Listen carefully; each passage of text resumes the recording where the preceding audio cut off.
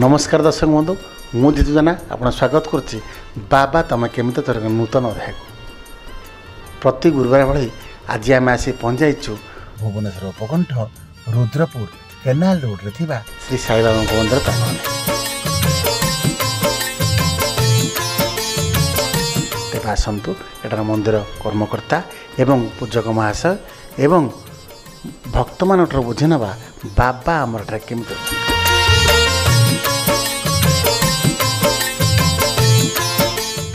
नाकेदम होगला बाबा भितर पूरे पारानी कहीं से हाइड्रा ड्राइवर एपटू आणु था बाबा मुंड बसुए सेपटू आणु था बाबा मुंड बसुए 4टारू 7टा बाजिगला बाबा भितर पशि पारे ना जदि खोला था एगुड़ा कि नाला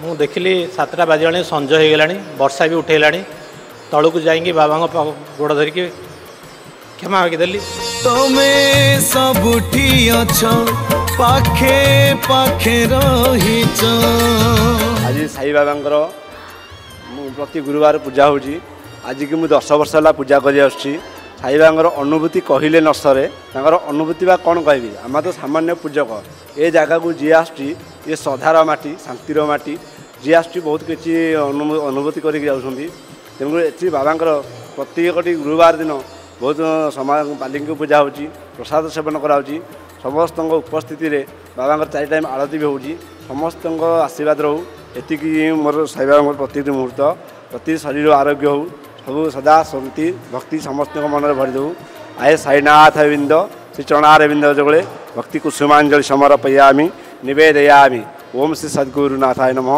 श्री गुरुदेवाय नमः तस्य श्री बृहस्पति देवाय नमो नमः। आमर ये नहरकुंडा रुद्रपुर ग्राम रे साई मंदिर प्रतिष्ठा हवा दिन ठारू आमर 11:45 अन्नभोग लगी हुए प्रखर काकड़ आलती 6:15 हुए तापर संध्या आलती 6:15 एवं सेमती नहीं सूर्यास्त देखिकी आमर कार्यक्रम आरती हुए तापर गुरुवार दिन आमर प्रत्येक गुरुवार दिन अन्न प्रसाद बा खेचुड़ी हो बाबांकर खेचुड़ी पिला मानू बंटा जाए तापर सवारी यात्रा हुए बहुत जिनस हुए गुरु भागवत अभी आमर आरंभ हम तापर जगन्नाथ पाखे हुए आज जगन्नाथ अणसर घरे रही सत्वे आमर ये बाबा पाखे हो आउ बहुत माने अनुभूति बाबांकर अनुभूति माने अपारण्य एठी आमर बहुत लोक नड़िया बसईकरी बा दीप लगेकरी कलश यात्रा हुए कि बहुत आमर कर्म हो सब हवा परे आमर बाबांकर बहुत अनुभूति बहुत भक्त माने भी माने आसंती एठिका बाबांकर माने बाबा तो सबुठी अछंती तो एठी आमर बाबांकर बहुत अनुभूति तमे सबुठी अछो पाखे पाखे रहिछ। मु होची डॉक्टर प्रसन्न कुमार जेना शिरडी साई सेवाधाम ट्रस्टी एवं यही मंदिरटी प्रतिष्ठा करने पछरे साई बाबा आशीर्वाद था एवं तांको इच्छा ही मंदिरटी प्रतिष्ठा आउ जो माने कर्मकर्ता अच्छा से माने निमित्त मात्र साई बाबा विषय तो समस्ते जानी बर्तमान तो एक विश्वव्यापी साई आंदोलन चली आम जो जगहटी था ये जगहटी गोटे मंदिर हम यहाँ आम के आशा करूँ कहीं के कल्पना करूँ साई बाबा आशीर्वाद प्रेरणा बल ये मंदिरटी ये गढ़ी उठी एवं ए मंदिर ये जो जगहटी अच्छी से विषय निश्चय कहबी कारण प्रोफेसर रमाकांत जेना से भी जगह किणवा फरे नथिले किणवा अवस्था भी नथिले बहु वर्ष तले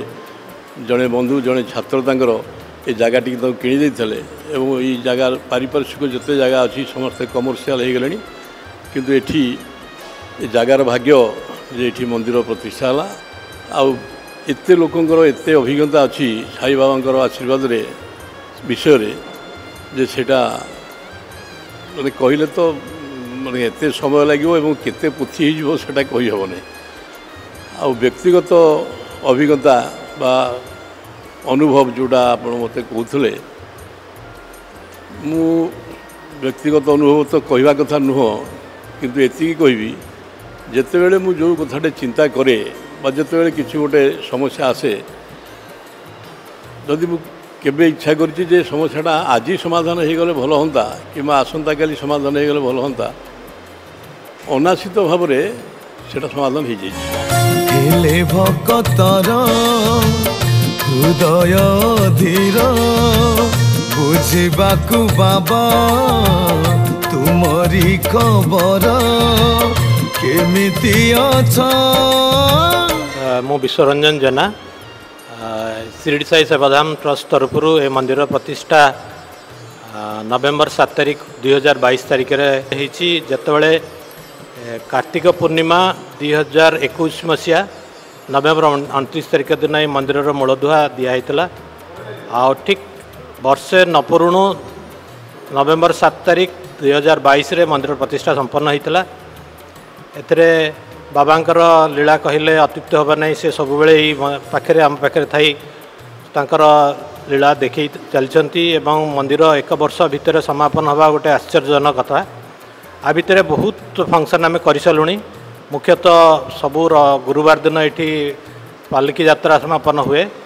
ऊपर जगन्नाथ अच्छा जगन्नाथ बलभद्र सुभद्रा और माँ लक्ष्मी भी अच्छा सेठी गुरु भागवत भी पूजा चले और गुरु भागवत पारायण भी हुए सबू गुरुवार वर्ष सारा 52टी गुरुवार ये बिना बाधा विघ्न ये काम चलुची ता छड़ा मंदिर तरफ बहुत किसी सेवा काम भी आम आपणे नहींचु आम ये उम्मीदे बोली गोटे कैंसर सर्वाइविंग इंस्टीट्यूट अच्छी मंदिर तरफ आम सब स्पॉन्सर कर आसुचु कैंसर सर्वाइविंग किड्स तापरे ट्रैफिक पुलिस मानक आम ये भुवनेश्वर जी अच्छा से जिते समर मंथ रे जो दरकार हुए आम पर्याप्त परिमाण लिक्विड ओआरएस सब सप्लाई करूँ एठू ता छड़ा अन्य प्रकार सेवा कार्य सहित मंदिर परिकल्पना आ मंदिर ट्रस्ट तरफ सब कार्यक्रम चलता है ता छड़ा ये मंदिर रे पिला मानकर जत्न आम किसी नुआ नुआ कार्यक्रम हाथ को नहीं जाइचु से गोटे हूँ मंदिर तरफ पाखापाखि 37 ରୁ 38 जन पिला ओडिसी डांस प्रति रविवार दिन तांको ट्रेनिंग दिया पाखापाखि 15 ରୁ 17 कि 18 पिला गीत गीत बोलवाई से इंस्ट्रक्टर आम जोगे देचु ता छड़ा प्रति गुरुवार और रविवार दिन भी ये ड्राइंग कंपटीशन ये पिला मानको प्रशिक्षण दि जाऊँगी मोटामोटी कह गले ये सबू ओवरऑल एक्टिविटी पिला ये मंदिर खाली करदे तो हेनी सबू एक्टिविटीज गुड़ाक आम नहीं कि जत्नवान होचु ता छड़ा ये बाबांकर कृपा अशेष आम कहू माने मत बहुत टाइम लगे ये जहाँ सब बाबा कृपा देखी चलती सबू सबू परिप्रेक्षी में जितेबाला लोक मैंने असुविधा सुविधा जितेबाला अच्छी बाबा पाखे आसी गुहारी हुंती बाबा तांकर अलौकिकता ये मंदिर माध्यम भक्त मान इच्छा पूरण कर चलती आउ बहुत किसी कथा भक्त मानू आपण मैंने भी शुणिपारे से जिते कहे ये खाली कहबी बाबा समस्त कृपा करूँ समस्त इच्छा पूरण करूँ भक्त मानक सब विपद आपद रक्षा करूँ ये चरण में आम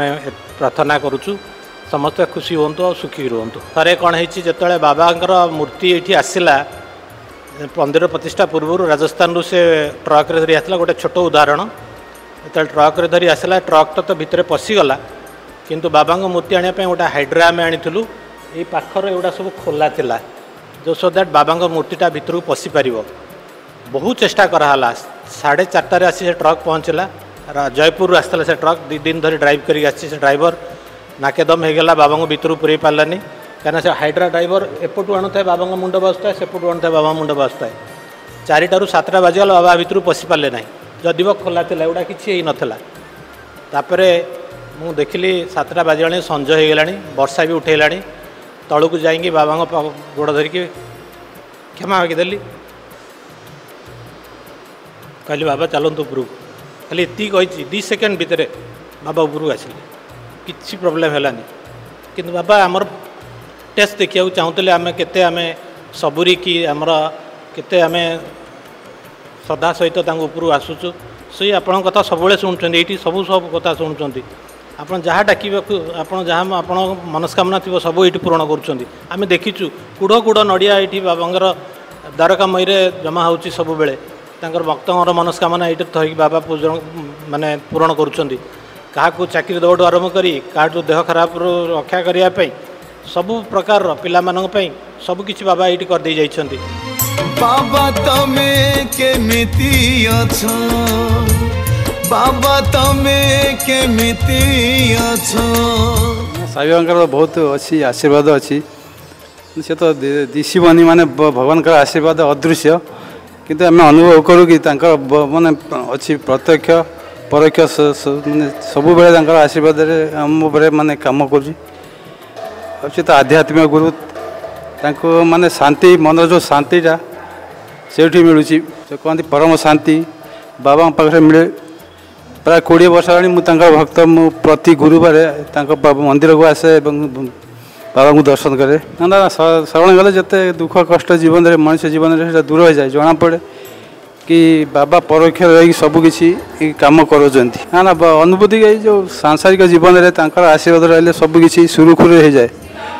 ମାନେ ଯେତେ ଦୁଃଖ କଷ୍ଟ ଆସିଲେ ସବୁ ଲାଘବ ହୁଏ ଏବଂ ସବୁ କାମ ଭଲରେ ହେଇଯାଏ। ଜାଣିଛି ମୁଁ ତୁମେ ସଞ୍ଜ ତୁମେ ପୁଣି ସକାଳ, ତୁମ ଇଙ୍ଗିତରେ ଚାଲେ ଏ ସଂସାର ସକଳ।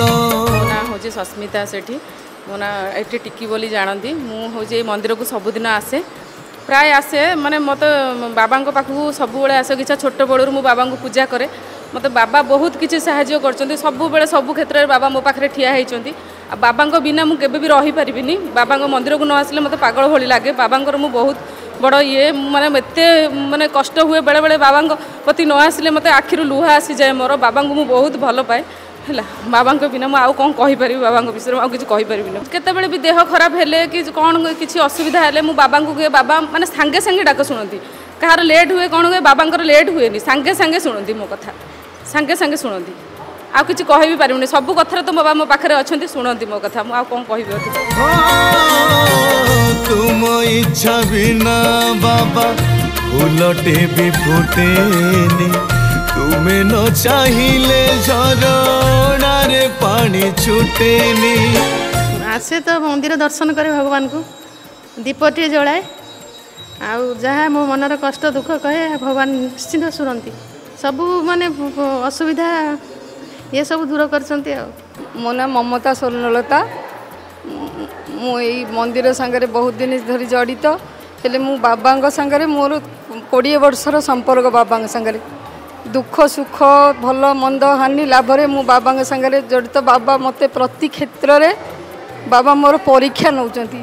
ମୁଁ ଦୁଃଖ ସୁଖରେ ଯେତେବେଳେ ଅସୁବିଧା ସୁବିଧା ପଡ଼େ ବାବାଙ୍କୁ, ବାବା ମୋ ସ୍ୱପ୍ନରେ ବି ଆସନ୍ତି। ମୁଁ ବାବାଙ୍କୁ ସ୍ୱପ୍ନରେ ବି ଦେଖିଛି। ବାବାଙ୍କୁ ମୁଁ ଅନୁଭବ କରିଛି। ଦୁଃଖରେ ବାବା ମୋତେ କିନ୍ତୁ ପରୀକ୍ଷା ବାବା ମୋର ବହୁତ ନେଉଛନ୍ତି।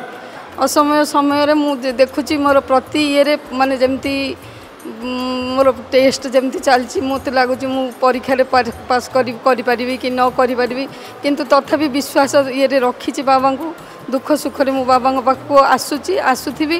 ତେଣୁ ବାବାଙ୍କ ଇଚ୍ଛା, ଯଦି ମୋତେ ସୁଖ ଦେବେ ଦୁଃଖ ଦେବେ, ମୁଁ ସବୁଦିନେ ତାଙ୍କ ଉପରେ ହାତ ଟେକି ଉପରକୁ ଅନେଇଛି। ବାବା ମୋତେ ରକ୍ଷା କରନ୍ତୁ। जदि आपको आमर ये कार्यक्रमटी भल लगुच तेबे आम चैनल को निश्चित सब्सक्राइब करेंगे, लाइक शेयर एवं कमेंट मध्य करेंगे।